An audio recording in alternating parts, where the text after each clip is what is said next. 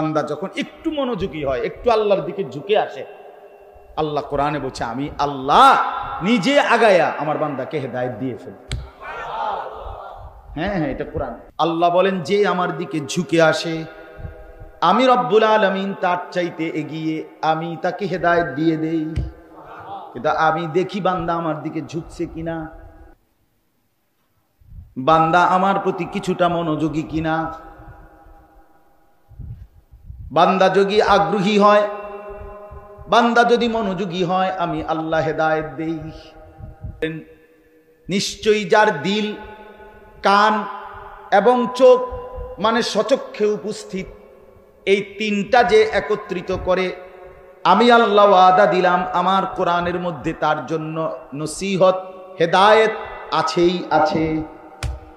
শর্ত হইল দিল খুলতে হবে, কান খোলা রাখতে হবে, চোখ খোলা রাখতে হবে। এই চোখ, কান, দিল, এই তিনটা যার খোলা আল্লাহর কথার দিকে, আল্লাহ তাআলা বলছে নিশ্চয়ই তার জন্য পরিবর্তন আছেই আছে, পরিবর্তন আছেই আছে। এই যে তোমরা ভাইয়া একটা ছেলে হলে একজনই শোনেন, একজন মুরব্বী, একজন বয়স্ক, আপনি বুঝলে আপনি বোঝেন। কোনোদিনও মানে আন্তরিকতা যদি না দেখান আল্লাহর কোরআনের প্রতি, জীবনও আপনি বদলাইতে পারতেন। হ্যাঁ, আপনি এই ফালতুই থেকে যাবেন, ভাত মাছ খাইবেন আর কি, দুনিয়া ভোগ করবেন, পেশাব পায়খানা করবেন, যৌন চাহিদা পূরণ করবেন। এগুলো তো আল্লাহ তাআলা কুকুর বিড়ালেরও পূরণ করে, গরু ছাগলেরও খাবারের চাহিদা পূরণ হয়, গরু ছাগলেরও পেশাব পায়খানার চাহিদা পূরণ হয়, গরু ছাগলেরও লজ্জাস্থানের চাহিদা পূরণ হয়, নাহলে গরু ছাগলের বাচ্চা হয় কেমন? তা আমি যে মুসলমান, আমার আলাদা কি, আমার আলাদা বিশেষত্ব কি? পেশাব পায়খানা। একজন মুসলমানের পরিচয় কি? হাতে পেশাব করে এই জন্য নাকি? ভাত খায়, ভাত কতটি খায় এই জন্য। এটা দুনিয়া তো হাইওয়ান জানোয়ারও ভোগ করে, দুনিয়া তো কাফের বেঈমানও ভোগ করে, দুনিয়া তো নাস্তিক মুরতাদও ভোগ করে। কিন্তু তা আমি যে মুসলমান, আল্লাহ যে আমাকে ঈমান দিলেন, আমারে যে মুসলমান মায়ের ঘরে জন্ম দিলেন, মুসলমান বাবার ঘরে জন্ম দিলেন, আমি যে বলি আমি যে মুসলমান, আমি যেটা বলি এটার আলাদা বিশেষত্ব কি? 16 বৎসরের পরিকল্পিত সাজানো বাগান, যারা ভাবছিল কোথাও কোনো খুঁত নাই, কোথাও কোনো ফাঁক নাই, সব কিছু নিজের হাতেই ছিল, কিন্তু আল্লাহ তাআলা যখন নিরাপত্তা তুলে নিছে, তো আর 24 ঘন্টা পরবর্তী আর লাগে নাই, সব তছতছ করে। যেদিন দুপুরে ভাগছে, পরের দিন আর দুপুর লাগছে না, এর আগেই বাপের চিহ্ন, জিয়ের চিহ্ন, সব শেষ, সব শেষ। আল্লাহ তাআলা যতক্ষণ আমাদেরকে স্বাভাবিক, কোন যুবক ভাই বিশ্বাস করো তুমি তোমার যোগ্যতায় ভালো আছো এটা না ভাইয়া, আল্লাহর দয়ায় ভালো আছো। একটা মোটরসাইকেল নিয়ে, একটা মোবাইল আছে, মনে করছে কি 7,000 ধন, কয়েকজন বন্ধু বান্ধব চলতেছে, আড্ডা দিতেছে, 7,000 ধন আছে। না রে ভাইয়া, আল্লাহ তাআলা যদি স্বাভাবিক না রাখে একদিনও স্বাভাবিক থাকবে। কত যুবক হসপিটালে, কত যুবক হসপিটালে। আমি একবার জীবনে পঙ্গু হসপিটালে, ঢাকা মেইন যেই হসপিটালে, ওখানে গেছিলাম দেখতে একবার জীবনে।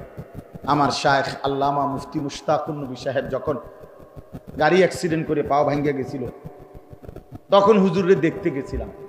এই তখন হসপিটালটা ভিতরে ঢুইকা রোগীদেরকে দেখছিলাম, অসংখ্য রোগী দেখছি, রডের মধ্যে টাঙ্গা দিয়ে রাখছে 1 মাস ধরে, 12 দিন, 14 দিন, 28 দিন। মানুষের কষ্ট কাকে বলে, মানুষের মুসিবত কাকে বলে? তুমি নওজোয়ান কোনোদিন দেখে আইসো কোন হসপিটালের বড় কোন মেডিকেল কলেজের বার্ন ইউনিটে, কোনোদিন দেখে আইসো ভাইয়া আগুনে পোড়া রোগী কি পরিমাণ কষ্ট। কারো যদি কোনো শরীরের কোনো অংশ আগুনে পুড়ে যায়, সে কি পরিমাণ চিৎকার করে। আমি দেখছি এটাও একবার কুমিল্লা মেডিকেল কলেজে। আমার একজন বন্ধু, তার ভাই রাস্তা দিয়ে হঠাৎ যাইতেছিল, বেখেয়ালে চা দোকানদারে বেখেয়ালে এক বল গরম পানি রাস্তার যে ফেলাইছে, ফিক্কা মারছে, ও তার পুরা ফাঁসা সহ পিছন দিয়া তার শরীরে পড়ছে। মাদ্রাসার ছাত্র, এগুলো পুড়ে গেছে পুরা।